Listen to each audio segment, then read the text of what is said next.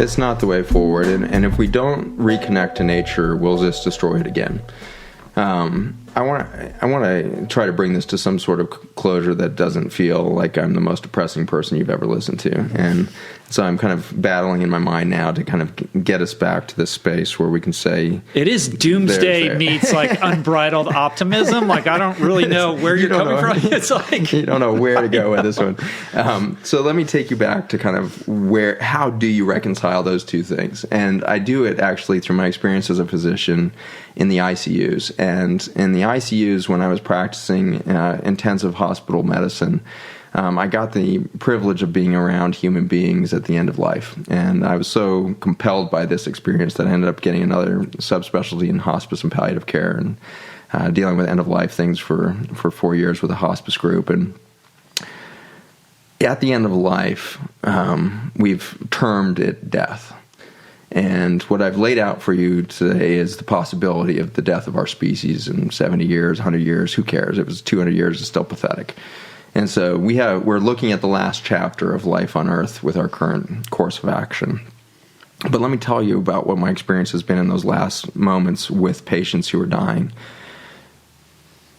We have the belief, I think, in our subconscious because of the movies we watch, because of the TV shows we watch, because of our big divorce from the death process. It's become sterilized. You have probably not seen many people die. You've probably not seen your loved ones die. Yeah.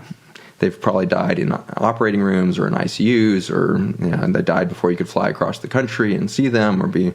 And so very few human beings are now watching this process of death, and it's allowed death to be defined as an endpoint, as a contraction or a disappearance, rather than what I've actually seen it to be.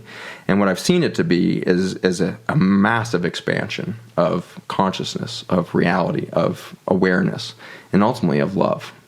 And the most poignant examples of this are people that actually die biologically, and we spend 15 or 30 minutes in ICU resuscitating them with drugs and shocking their chest like you see on TV shows and everything else. And we have a dismal track record of pulling those people back. It's not like TV. We lose the vast majority. It's around 6% of cardiac arrests in the hospital will actually be resuscitated. 6% will survive, 94% will die.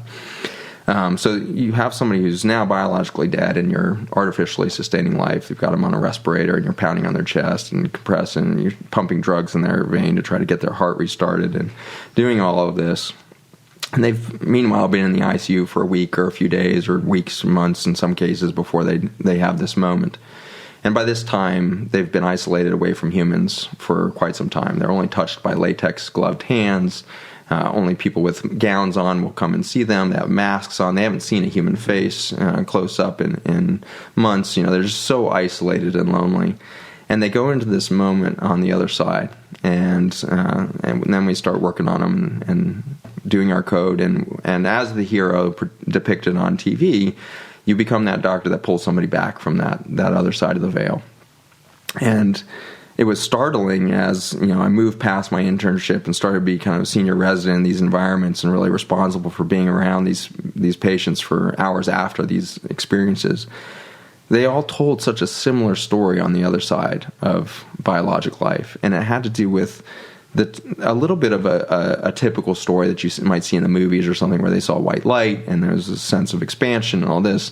But there was one sentence that came back again and again, and I had one ICU shift that was very weird. I had one ICU shift where I worked for 36 hours shift, and during that night, in the middle of my 36-hour shift, I see 3 people die, and I bring them all back with my team.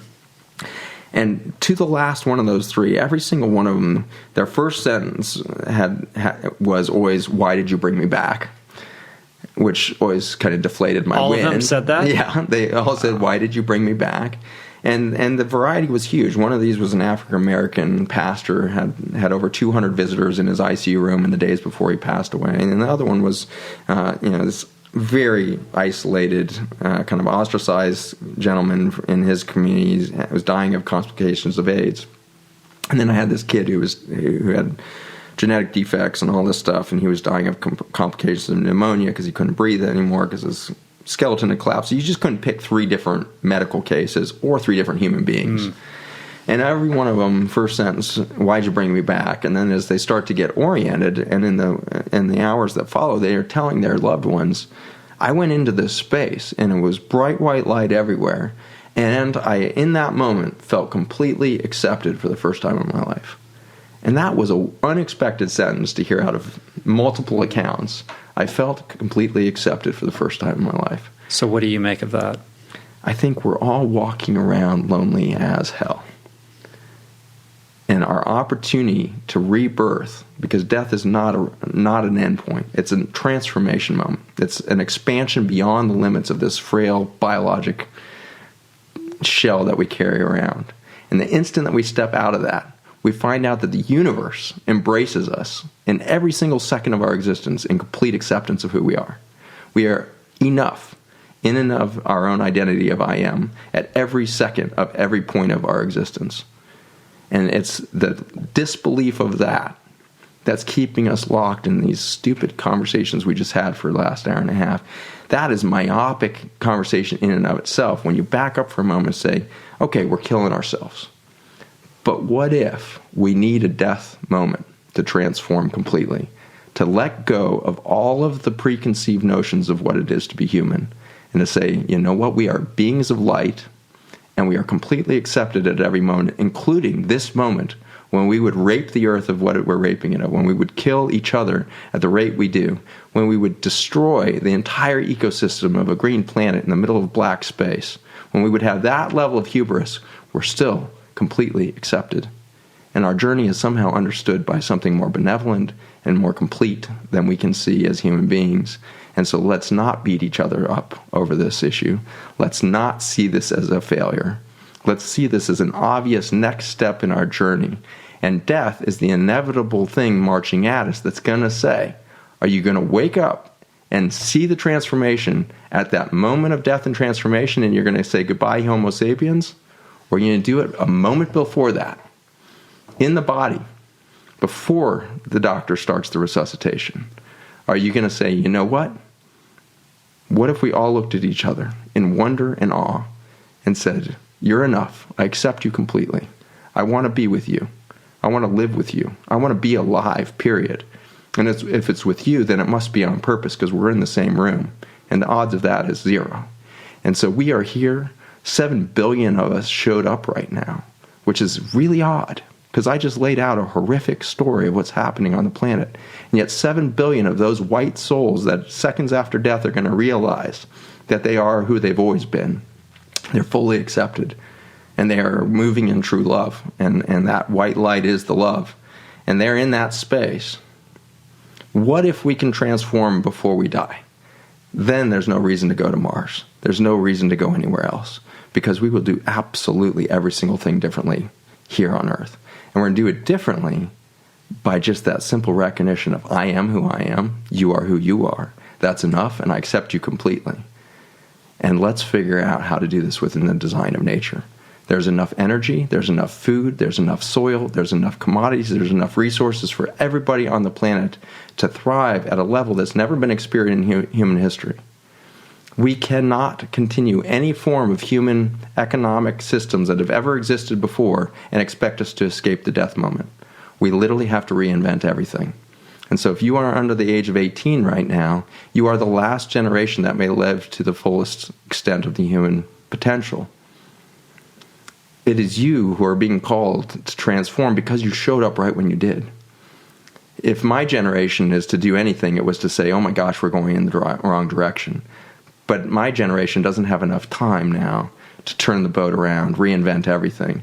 And so our mission is not to inspire the farmers that are currently fighting the good fight. It's to inspire their children to do the right thing and do it differently, connected to new children who are in the cities, who are in the tech world, wherever they are. Connect those kids back, give them a sense of that unity, give them a sense of the oneness, and give us all a sense that this is the inescapable optimism, as we are going to transform. Period. And it may be right out to the point of our death, or miraculously, it might just happen right before it. That was one of the best monologues I've ever heard in my life. Preach it, brother. That was amazing. Oh, my God. You're this incredible contradiction in terms with the doomsday and the optimism and the deep-rooted experience and knowledge in science, and yet somebody with a vast capacity for spiritual exploration. You're a wizard. You're a gift, my friend. We all are, and that's the excitement that I have. Is you can't actually come close to the science of atomic physics or astrophysics or human biology without an overwhelming sense of we are just so far beyond logic. We're so far beyond the material world. We are these entities that are moving with such power, and we have been kept from that power. And we've been kept from it so that power can be taken from us and consolidated in the hands of a few.